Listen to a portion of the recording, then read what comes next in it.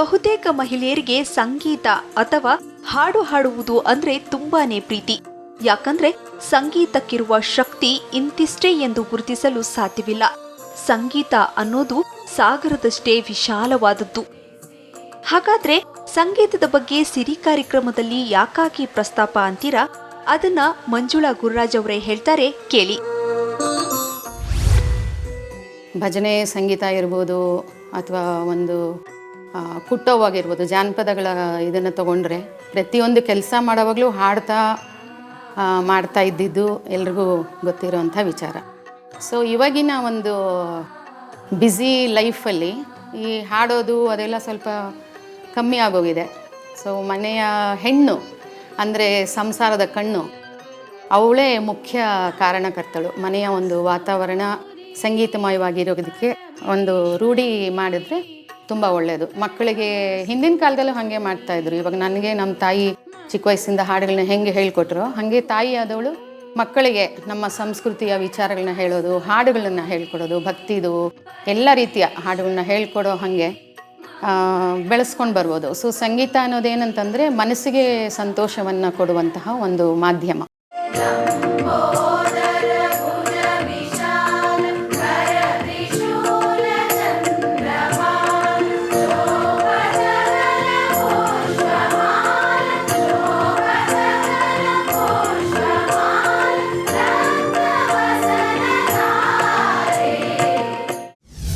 ತೀರಾ ಪ್ರೊಫೆಷ್ನಲಿ ಬೇಕು ಅಂತಂದರೆ ಅದಕ್ಕೆ ಆದಂಥ ಒಂದು ಲಿಮಿಟೇಷನ್ಸ್ ಇರುತ್ತೆ. ನಾನು ಆಗಲೇ ಹೇಳ್ದಂಗೆ 12 ವರ್ಷ ಆದಮೇಲೇ ಧ್ವನಿಯಲ್ಲಿ ಬದಲಾವಣೆಗಳು ಸಾಧ್ಯ. ಸೊ ಗಂಡು ಹೆಣ್ಣು ವಾಯ್ಸ್ಗಳು ಚೇಂಜ್ ಆಗುತ್ತೆ ಆ್ಯಂಡ್ ರೇಂಜ್ಗಳು ಚೇಂಜ್ ಆಗುತ್ತೆ.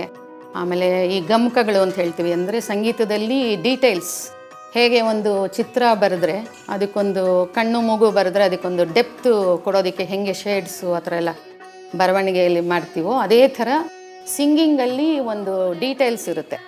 ಒಂದು ಅಕ್ಷರ ಹೇಳೋ ರೀತಿ ಇರ್ಬೋದು ಅಥವಾ ಒಂದು ಬ್ರೈಟ್ನೆಸ್ ಕೊಡೋದಿರ್ಬೋದು, ಲ್ಯಾಂಡಿಂಗ್ ನೋಟ್ಸ್ ಅಂತ ಹೇಳ್ತೀವಿ.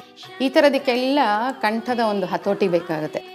ಅದಕ್ಕೆ ಆದಂತಹ ವಾಯ್ಸ್ ಟೆಕ್ಸ್ಚರು ಬೇಕಾಗುತ್ತೆ. ಎಲ್ಲ ವಾಯ್ಸ್ಗಳಿಗೂ ಪ್ಲೇಬ್ಯಾಕ್ ಸಿಂಗಿಂಗ್ ಆಗೋದಾಗಲಿ ಪ್ರೊಫೆಷ್ನಲ್ ಸಿಂಗರ್ಸ್ ಆಗೋದು ಕಷ್ಟ ಆಗುತ್ತೆ. ಸೊ ಅದರಲ್ಲಿ ಏನು ಎಲ್ಲರೂ ಪ್ರೊಫೆಷ್ನಲಿ ಸಿಂಗರ್ಸ್ ಆಗಬೇಕಂತಲೇ ಏನಿಲ್ಲ. ಅಲ್ಟಿಮೇಟ್ ಏನು ಸಂಗೀತ ಅನ್ನೋದು ಮನಸ್ಸಿಗೆ ಸಂತೋಷ ಕೊಡೋ ಅಂಥದ್ದು.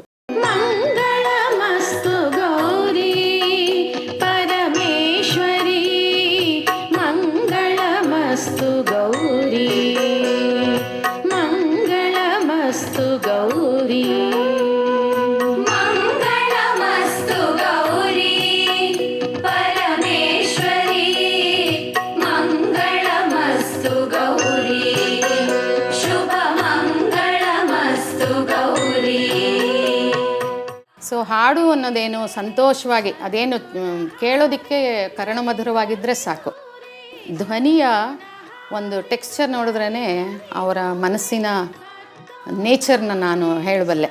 ಅಂದರೆ ಅವರ ಧ್ವನಿಯ ಒಂದು ಟೆಕ್ಸ್ಚರ್ ನೋಡಿದ್ರೇ ಅವರ ಪ್ರಕೃತಿ ಹೇಗಿದೆ, ಅವರಿಗೆ ಕೋಪ ಜಾಸ್ತಿ ಇದೆಯೋ ಅಥವಾ ಪ್ರಶಾಂತವಾದ ಮನಸ್ಸಿದೆಯೋ, ಇದನ್ನೆಲ್ಲ ಕಿವಿಗೆ ಆ ಥರ ಒಂದು ಎಕ್ಸ್ಪೀರಿಯೆನ್ಸ್ ಆಗಿಬಿಟ್ಟಿದೆ ವಾಯ್ಸಲ್ಲಿ.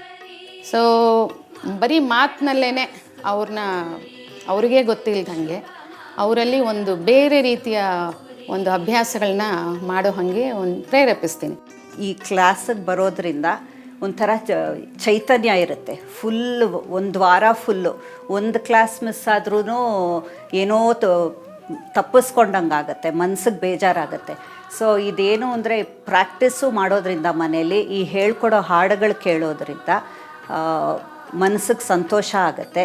ಆ್ಯಂಡ್ ಎಲ್ಲರೂ ಒಂದು ಟೈಮು ಅಂತ ಇಟ್ಕೊಂಡು ಪ್ರಾಕ್ಟೀಸ್ ಮಾಡಬೇಕು. ಬಟ್ ನಾನು ಯೂಶ್ವಲಿ ಹಾಡು ಕೇಳ್ತಾ ಇರ್ತೀನಿ ಮನೇಲಿ ಕೆಲಸ ಮಾಡೋ ಅಷ್ಟೊತ್ತು ಹಾಡುಗಳು ಹಾಕ್ಕೊಂಡು ಕೇಳಿ ಪ್ರಾಕ್ಟೀಸ್ ಅದ್ರ ಜೊತೆನೇ ಹಾಡಿ ಹಾಗೆ ಪ್ರಾಕ್ಟೀಸ್ ಮಾಡಿ ಕಲ್ತ್ಕೋತೀನಿ.